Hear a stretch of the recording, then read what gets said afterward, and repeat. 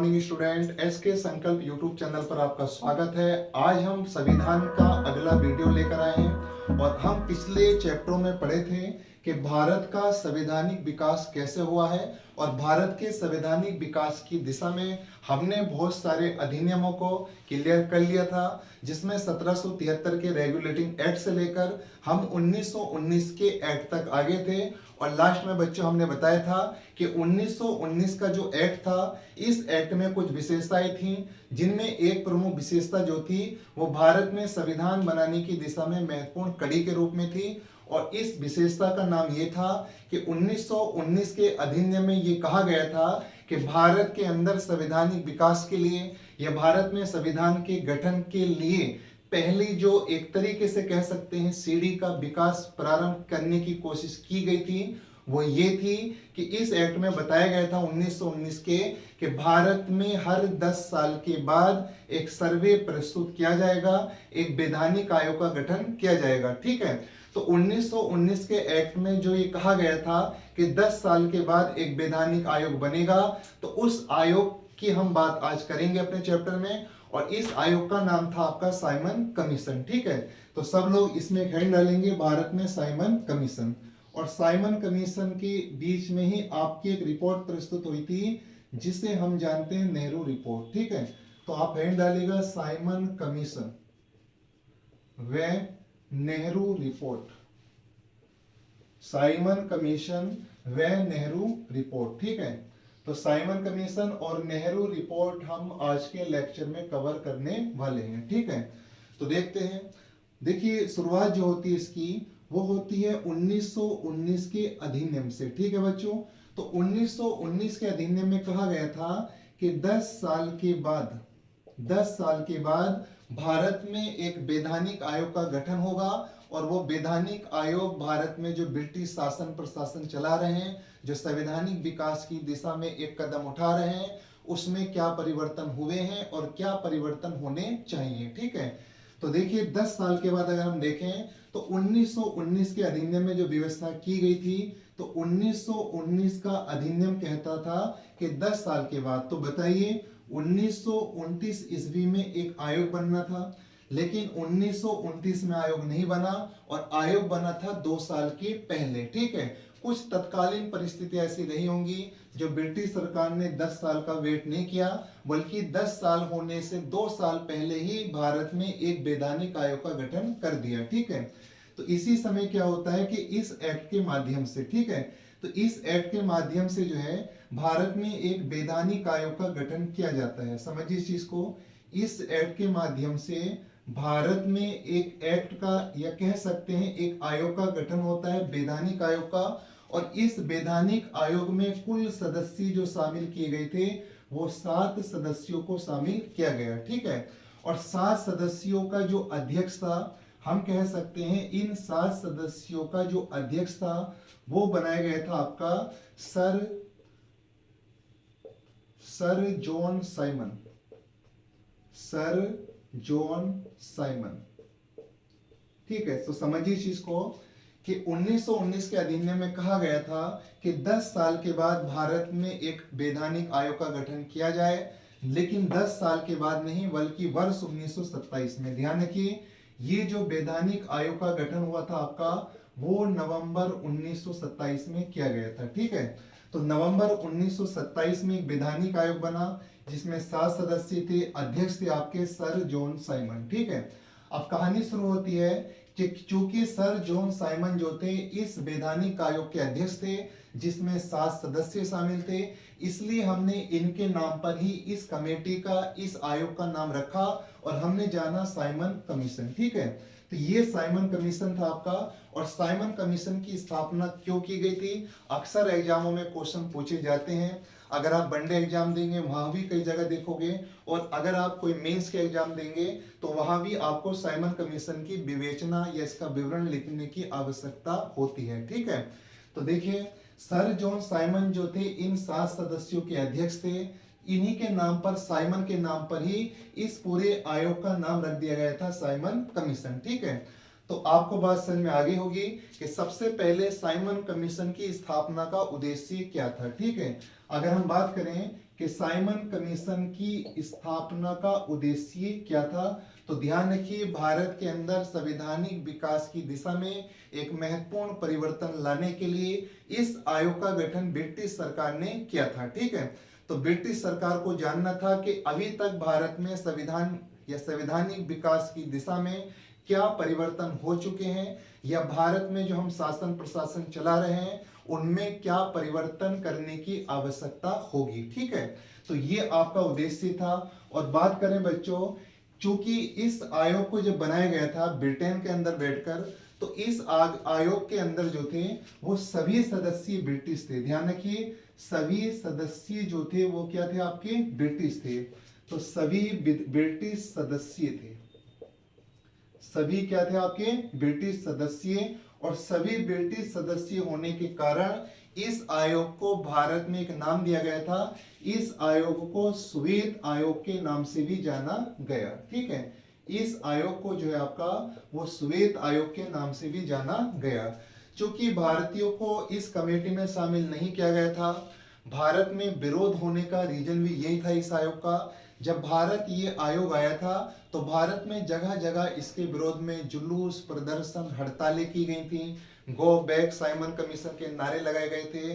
तो उसका रीजन ये था बच्चों, क्योंकि सबसे पहला रीजन मूल ये था कि जब ये आयोग गठित किया गया था 7 सदस्यीय, जो एक वैधानिक आयोग था, इसका अध्यक्ष सर जॉन साइमन था। चलो यहाँ तक बात ठीक थी, लेकिन इसमें जो सभी सदस्य थे वो 7 के 7 ब्रिटिश थे, गोरे थे। ठीक है, अब भारतीयों को ऐसा लगा, उनके आत्मसम्मान को चोट पहुंची। और दूसरी बात ये थी कि भारतीयों को लगा कि हमारे लिए कानून बनेगा, हमारे द्वारा कानून बनवाया जाएगा, लेकिन हम में से किसी भी भारतीय व्यक्ति को इन लोगों ने आवश्यकता नहीं समझी कि किसी एक दो भारतीय व्यक्तियों को भी परामर्श के लिए इस आयोग में शामिल कर लिया जाए।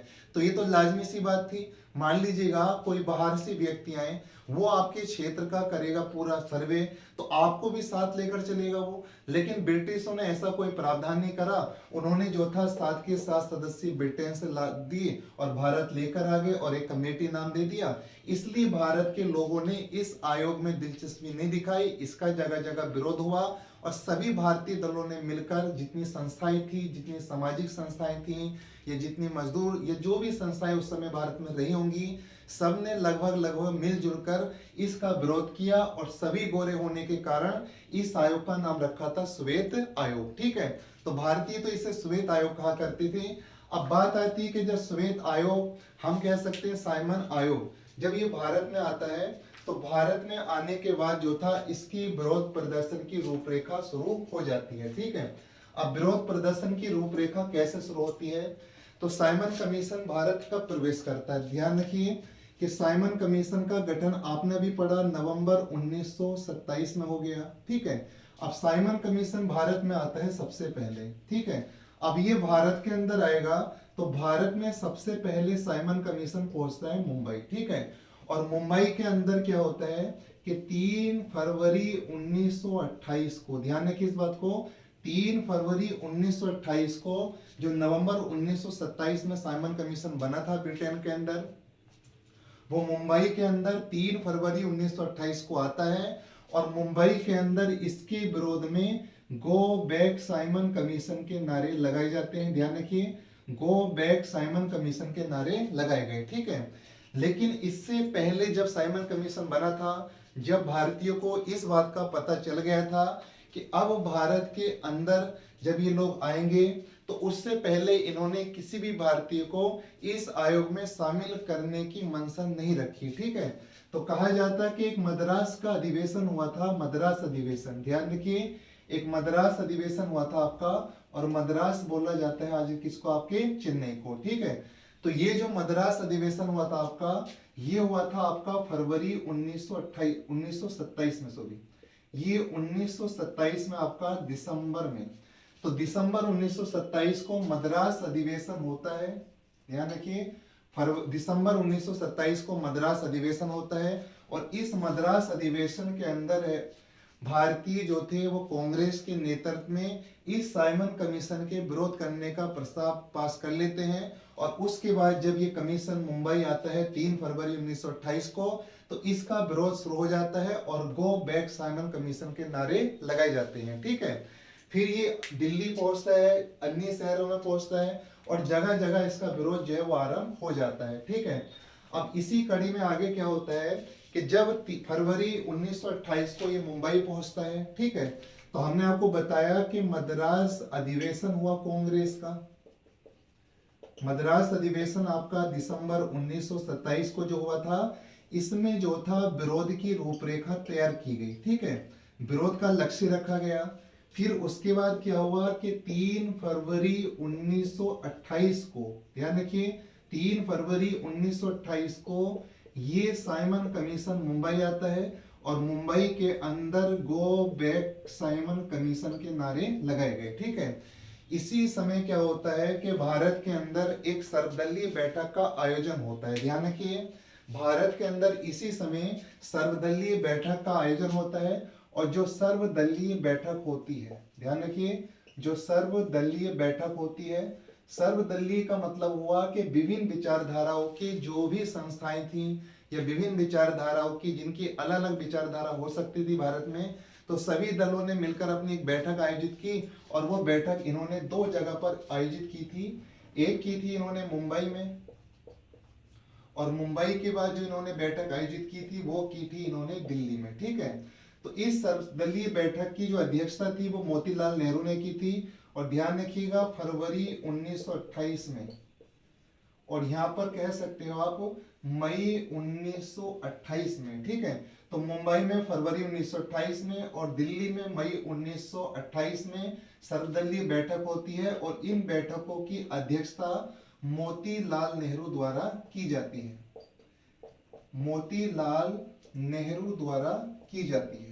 ठीक है, अब क्या होता है कि जब सर्वदलीय बैठक होती है मुंबई में फरवरी 1928 में और दिल्ली में मई 1928 में, तो इस सर्वदलीय बैठक में मोतीलाल नेहरू की अध्यक्षता में आयोजित होने के कारण एक कमेटी का गठन किया गया था और उस कमेटी का गठन होने के बाद उसने अपनी एक रिपोर्ट प्रस्तुत की थी मोतीलाल नेहरू की अध्यक्षता में। ठीक है, और ये जो रिपोर्ट प्रस्तुत हुई थी आपकी, वो हुई थी आपकी 10 अगस्त 1928 में। ठीक है, और इस रिपोर्ट को, ये जो रिपोर्ट आई थी आपकी 10 अगस्त 1928 को आई थी और इस रिपोर्ट को जाना गया था आपका नेहरू रिपोर्ट के नाम से। ध्यान रखिए, इस रिपोर्ट को जाना गया था आपका नेहरू रिपोर्ट के नाम से। ठीक है, तो सर्वदलीय बैठक होती है मुंबई में और दिल्ली में होती है। इन बैठकों की अध्यक्षता मोतीलाल नेहरू करते हैं और इन बैठकों की अध्यक्षता के समय ही 10 अगस्त 1928 का पीरियड आता है। लेकिन 10 अगस्त 1928 से पहले, 10 अगस्त 1928 से पहले मोतीलाल नेहरू की अध्यक्षता में, ठीक है, एक कमेटी का गठन होता है। ध्यान रखिए, एक कमेटी का गठन होता है और ये कमेटी का जो गठन होता है, इस कमेटी का गठन का अध्यक्ष जो बनता है वो बनता है मोतीलाल नेहरू। ठीक है, वो बनते हैं आपके मोतीलाल नेहरू, मोतीलाल नेहरू। ठीक है, अब क्या होता है कि कमेटी जो बनती है आपकी, ये कमेटी का गठन 1928 में हो जाता है। इससे पहले बताया सर्वदलीय बैठक मोतीलाल की अध्यक्षता में। तो बच्चों, मोतीलाल नेहरू की अध्यक्षता में ये बैठक हो जाती है। तो मोतीलाल की अध्यक्षता में एक कमेटी गठित होती है 1928 में, जिसमें सदस्यों की संख्या होती है 9, जिसमें सदस्यों की संख्या बच्चों होती है 9 और इस 9 सदस्यीय कमेटी अपनी एक रिपोर्ट प्रस्तुत करती है और इस कमेटी का अध्यक्ष मोतीलाल नेहरू होता है। इसलिए इनके द्वारा जो रिपोर्ट प्रस्तुत की गई थी उस रिपोर्ट को कहा जाता है नेहरू रिपोर्ट। और नेहरू रिपोर्ट का जो टाइम पीरियड था वो था 10 अगस्त 1928। ठीक है, तो नेहरू रिपोर्ट 10 अगस्त 1928 को आती है और नेहरू रिपोर्ट 10 अगस्त 1928 को क्या लेकर आती है। ठीक है, तो इसको समझिएगा कि कमेटी 1928 में बनती है, अध्यक्ष मोतीलाल नेहरू होते हैं इसी बीच, और उस कमेटी में 9 सदस्य शामिल होते हैं और ये सारे 9 सदस्य मोतीलाल नेहरू की अध्यक्षता में एक ब्रिटिश सरकार के सामने अपनी बात रखते हैं, जिसे हम नेहरू रिपोर्ट के नाम से जानते हैं। ठीक है, नेहरू रिपोर्ट लाने की आवश्यकता क्यों पड़ी? ठीक है, नेहरू रिपोर्ट लाने की आवश्यकता इसलिए पड़ी थी क्योंकि भारत में जो आपका वैधानिक आयोग बनकर आया था उसका नाम साइमन कमीशन था। तो इस साइमन कमीशन में किसी भी भारतीय को शामिल नहीं किया गया था। तो भारतीयों में कहीं ना कहीं इस बात का असंतोष था कि इससे हमारे हितों का प्रभाव होगा, हमारे हित जो है वो खराब होंगे, हितों का ध्यान नहीं रखा गया है। तो इस बात को देखते हुए नेहरू रिपोर्ट ब्रिटिश सरकार के सामने प्रस्तुत की गई थी। ठीक है, तो ब्रिटिश सरकार से नेहरू रिपोर्ट में कुछ मांगे रखी थी और वो मांगे थी क्या। ठीक है, तो नेहरू रिपोर्ट को पढ़ते हैं। नेहरू रिपोर्ट की क्या क्या शर्तें थी, क्या क्या सिफारिशें थी। ठीक है, तो हम देख सकते हैं नेहरू रिपोर्ट की सिफारिशें क्या थी। नेहरू रिपोर्ट, ठीक है, नेहरू रिपोर्ट आपकी आई है 10 अगस्त 1928 को। दोबारा रिवाइज कर रहे हैं हम। नेहरू रिपोर्ट आई है 10 अगस्त 1928 को। इस रिपोर्ट में क्या क्या मांगे की गई थी। ठीक है बच्चों, मांग नंबर 1 के बारे में देखते हैं। ठीक है, पहली मांग नेहरू रिपोर्ट में रखी गई थी कि मौलिक अधिकार, सबसे पहले जो बात रखी गई थी बच्चों, वो मांग की गई थी कि हमारे मौलिक अधिकारों की व्यवस्था की जाए, मौलिक अधिकारों की व्यवस्था की जाए। और इन्होंने 19 मौलिक अधिकारों की बात कही थी। ठीक है, और इसे हम वर्तमान संविधान से नहीं लेंगे क्योंकि वर्तमान में मौलिक अधिकार हमारे पास 6 हैं और मूल संविधान में मौलिक अधिकारों की संख्या 7 हुआ करती थी। ठीक है, ये हम बात कर रहे हैं वर्ष 1928 की, जब साइमन कमीशन आता है। और साइमन कमीशन जब हमारे हितों के टकराव होते हैं तो उस समय भारतीय जो है अपनी मांग रखते हैं जब पंडित मोतीलाल नेहरू की अध्यक्षता में, जिसे हम नेहरू रिपोर्ट के नाम से जानते हैं। ठीक है, और 10 अगस्त 1928 को नेहरू रिपोर्ट आती है।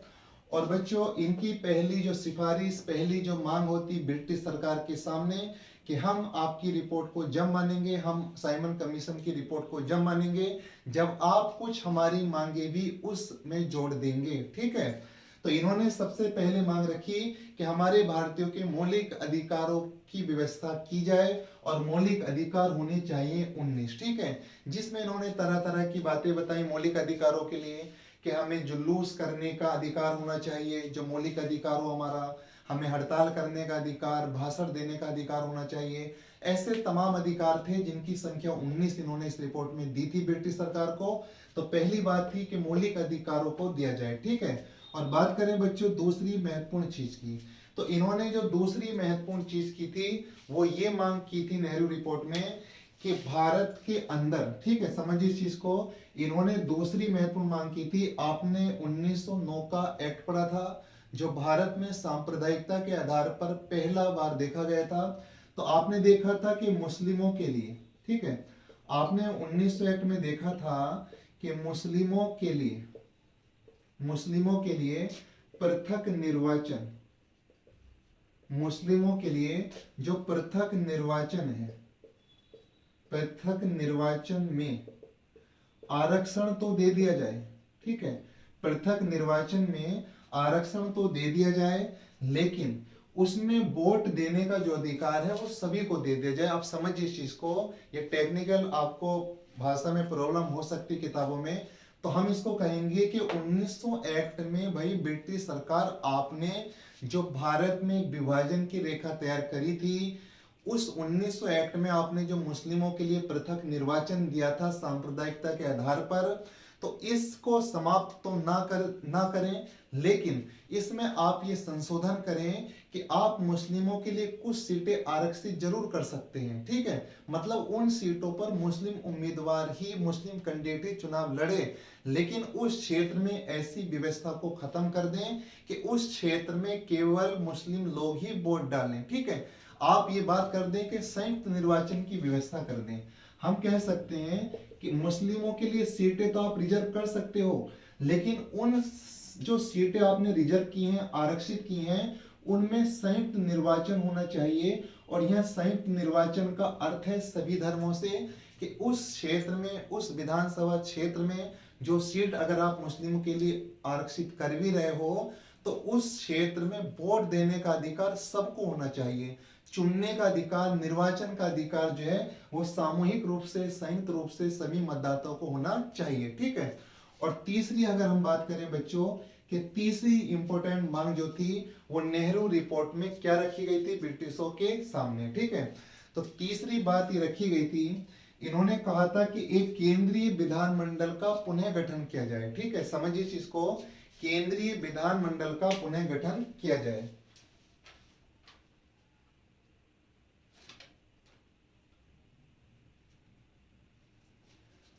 केंद्रीय विधानमंडल का गठन किया जाए। ठीक है, और अगर हम इंपॉर्टेंट चीज देखें तो इन्होंने कहा था कि भाषा के आधार पर, इन्होंने कहा था कि भाषा के आधार पर, ध्यान रखिए, भाषा के आधार पर प्रांतों का गठन किया जाए। ये महत्वपूर्ण मांग थी इनकी कि भाषा के आधार पर प्रांतों का गठन किया जाए।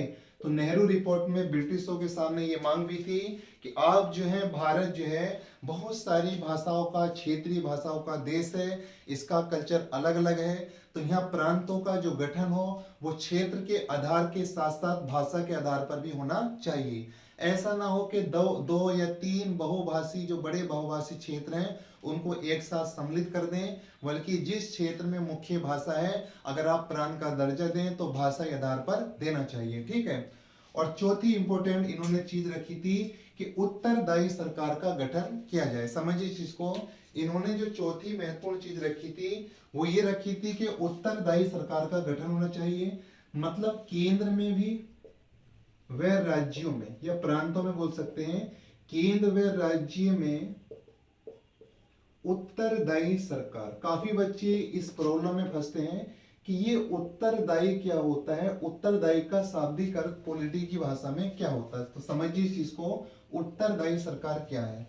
केंद्र और राज्यों में उत्तरदायी सरकार होनी चाहिए। मतलब ये हुआ कि सेंट्रल में जैसे वर्तमान में देखते हैं और राज्य में सरकारें देखते हैं, विभिन्न सरकारें राज्यों की अलग अलग होती हैं, तो जो सरकारें हों वो उत्तरदायी सरकारें होनी चाहिए, वो जनता के प्रति उत्तरदायी होनी चाहिए, उनकी जवाबदेही तय होनी चाहिए। मतलब अगर केंद्र सरकार या कोई राज्य सरकार कोई कार्य करती है किसी भी प्रकार का, उस कार्य की जवाबदेही उस सरकार की होनी चाहिए। अगर उस राज्य में कोई गलत कार्य होता है या कोई किसी व्यक्ति के साथ गलत होता है तो उसकी जवाबदेही उस सरकार के लोगों की तय करनी चाहिए, उत्तरदायी सरकार होनी चाहिए। ठीक है, और बच्चों ये महत्वपूर्ण मांगे थी जो नेहरू रिपोर्ट में 10 अगस्त 1928 को ब्रिटिश सरकार के सामने रखी गई थी। लेकिन जब ये मांगे रखी गई थी तो हमारे भारतीयों में स्वयं ही झगड़ा बढ़ गया।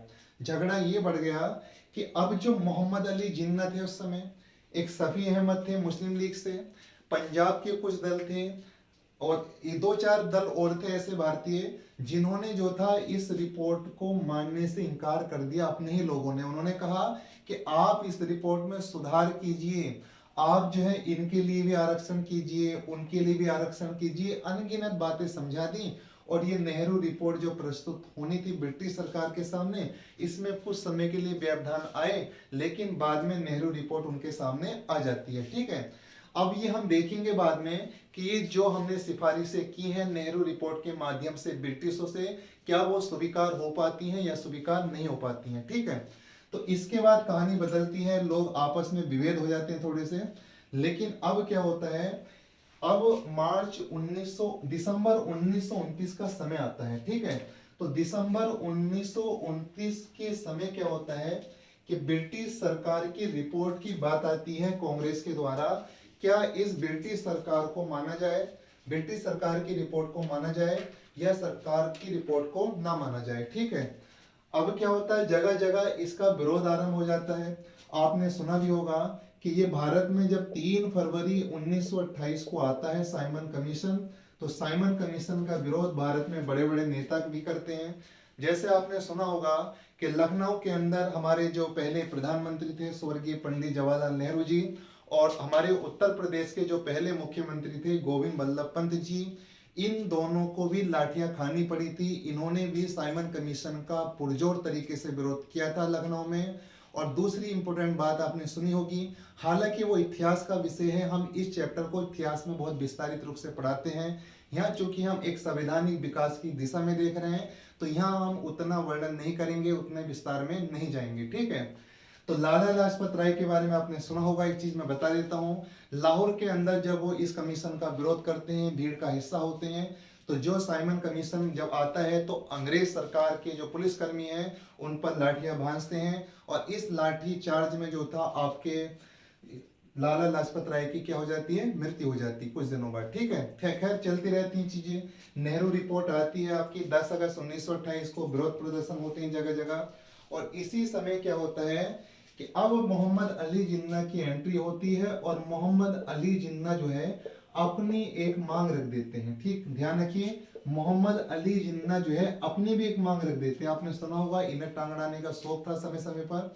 तो मोहम्मद अली जिन्ना जो है वो मार्च 1928 में, मार्च का महीना था वो 1928 में, एक मांग रख देते हैं मोतीलाल नेहरू के सामने कि भैया आप एक काम और करो, हमारी मांगों पर भी गौर करो। और इनकी मांगे 1, 2 या 4 नहीं थी, बल्कि 14 मांगे थी, जिन्हें 14 सूत्रीय मांगे भी कहा जाता है। ठीक है, अब भैया उन्होंने कहा कि जो नेहरू रिपोर्ट है वो नेहरू रिपोर्ट किसी एक क्षेत्र को लेकर या किसी एक समुदाय को या किसी धर्म को या किसी एक पार्टी को लेकर नहीं है।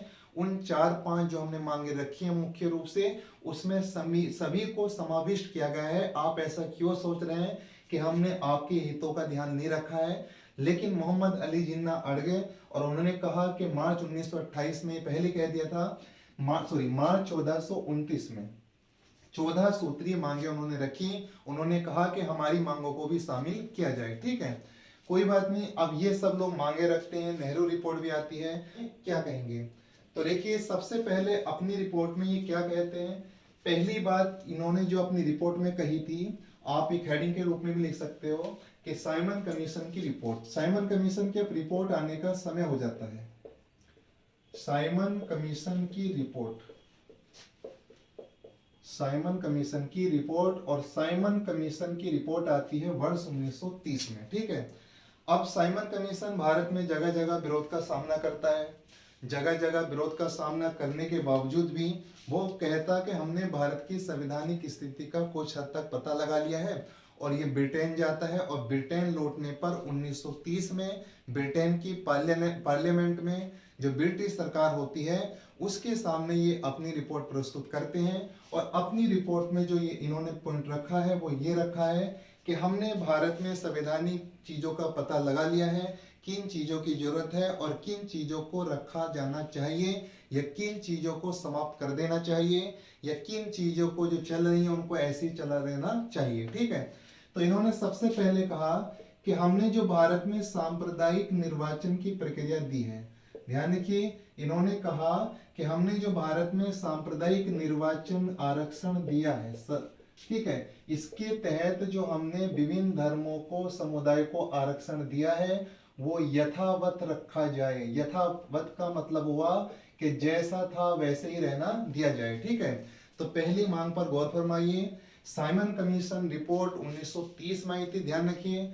साइमन कमीशन की रिपोर्ट में पहली बात कही गई थी कि सांप्रदायिक निर्वाचन के तहत आपने जो विभिन्न धर्मों को, विभिन्न लोगों को जो आरक्षण दिया है वो यथावत रहना चाहिए, ऐसे ही रहना चाहिए सुचारू रूप से, उसको समाप्त करने की कोई भी आवश्यकता नहीं है। ठीक है, तो समझिए इस चीज को कि सांप्रदायिक निर्वाचन, आपने 2 एक्ट पढ़े थे। एक एक्ट पढ़ा था 1919 का और एक एक्ट पढ़ा था आपने 1919 का। ठीक है, तो आपने जो 1919 का एक्ट पढ़ा था उसमें सिखों के लिए, भारतीय ईसाइयों के लिए या एंग्लो इंडियन के लिए अलग से निर्वाचन की व्यवस्था की गई थी। उससे पहले आपने 1909 का एक्ट पढ़ा था और उस 1909 के एक्ट में आपने पढ़ा था कि पहली बार मुस्लिमों के लिए सांप्रदायिकता के आधार पर अलग निर्वाचन की व्यवस्था ब्रिटिश सरकार ने कर दी। ठीक है, तो अब इसी समय दूसरी महत्वपूर्ण मांग क्या थी? दूसरी बात इन्होंने साइमन कमीशन ने जो रखी थी अपनी रिपोर्ट में, वो ये रखी थी कि द्वैध शासन आरंभ रहने दिया जाए, द्वैध शासन स्थापित हो। ठीक है, इन्होंने कहा था कि द्वैध शासन आरंभ होना चाहिए, द्वैध शासन यथावत रखें, या जहां द्वैध शासन प्रणाली नहीं है वहां द्वैध शासन प्रणाली रखी जाए। ठीक है, तो समझिए इस चीज को। द्वैध शासन का मतलब ये था कि जहां वायसराय द्वारा नामित व्यक्ति भी और जहां चुनित व्यक्ति भी, ठीक है, जो चुनकर आते थे जनता द्वारा वो प्रतिनिधि भी, और जो वायसराय द्वारा नामित किए जाते थे, उन दोनों व्यक्तियों का किसी भी प्रांत पर शासन होना चाहिए। और तीसरी इंपॉर्टेंट चीज ये थी कि राज्य सरकारों का विस्तार हो। ठीक है, इन्होंने कहा था कि राज्य सरकारों का विस्तार होना चाहिए। ठीक है, राज्य सरकारों का विस्तार हो। राज्य सरकारों के विस्तार का अर्थ क्या था कि जिन राज्यों में सरकारों का गठन नहीं हो चुका है या जो राज्य ऐसे हैं जहां अभी सरकारें गठित नहीं हुई हैं, वहां सरकारों का विस्तार होना चाहिए। ठीक है, इन्होंने एक इंपॉर्टेंट चीज और कही थी इस रिपोर्ट में कि भारत के अंदर आप जो है वो केंद्रीय विधानमंडल का पुनर्गठन किया जाए। ठीक है, केंद्रीय विधानमंडल का गठन किया जाए, ये भी इंपॉर्टेंट फैक्ट था आपका, केंद्रीय विधानमंडल का गठन किया जाए। केंद्रीय विधानमंडल का गठन किया जाए, इस चीज को समझते हैं। ठीक है, कहने का मतलब ये था कि केंद्रीय विधानमंडल पुनः गठित होनी चाहिए। पुनः मतलब इसमें थोड़े सुधार कर दोबारा गठित किया जाए। ठीक है, केंद्रीय विधानमंडल का पुनः गठन किया जाए, और पुनः गठन कैसे किया जाए, वो ऐसे किया जाए। हालांकि केंद्रीय विधानमंडल पहले भी चल रहा था, लेकिन केंद्रीय विधानमंडल का दोबारा से पुनः गठन किया जाए, वो ऐसे किया जाए। मान ली ये कोई राज्य है, ये कोई राज्य है, ये कोई राज्य है, ये कोई राज्य है, और ये पूरा सेंट्रल है। तो इनका कहने का मतलब ये था कि जो इन राज्यों से चुनकर प्रतिनिधि आए हैं, उनके अप्रत्यक्ष मतदान के द्वारा जो सेंट्रल का विधानमंडल है वो गठित किया जाए। ठीक है, तो ऐसी कुछ महत्वपूर्ण बातें जो थी वो आपकी रखी गई थी साइमन कमीशन के द्वारा अपनी रिपोर्ट में ब्रिटिश सरकार के सामने। ठीक है, और इसके बाद ये हमारा जो साइमन कमीशन और नेहरू रिपोर्ट थी ये क्लियर हो गई थी सभी बातें आपको। और इससे क्वेश्चन कभी कभी एग्जाम में ऐसे बनते हैं, वो कह देता वनडे एग्जाम में कि भारत में साइमन कमीशन ने अपनी रिपोर्ट में निम्न से क्या बातें कही थी या क्या बातें नहीं कही थी। ठीक है, तो आप बता सकते हो कि सांप्रदायिक निर्वाचन यथावत रखा जाए, या कह सकता सांप्रदायिक निर्वाचन को खत्म करने की बात कही गई थी। नहीं, सांप्रदायिक निर्वाचन को खत्म करने की बात नहीं कही गई थी, सांप्रदायिक निर्वाचन को यथावत रखने की बात कही गई। ठीक है, तो आज हमारा क्लियर हो गया साइमन कमीशन और नेहरू रिपोर्ट। अगले लेक्चर में हम क्लियर करेंगे भारत शासन अधिनियम 1935 और स्वतंत्रता के समय जो अधिनियम बना था 1947। ठीक है, और भारत में साइमन कमीशन का विरोध के दो मुख्य कारण थे। पहला कारण आपको मैंने स्टार्टिंग में बता दिया था कि साइमन कमीशन का भारत में विरोध इसलिए हुआ था क्योंकि भारत के अंदर किसी भी व्यक्ति को इस कमीशन में शामिल नहीं किया गया था, और दूसरा भारतीयों को यह लगा था कि भारतीयों के लिए जो कानून बनेंगे उसमें भारतीयों को तो शामिल नहीं किया जा रहा है। ठीक है, तो आज के लिए इतना, बाकी कल की क्लास में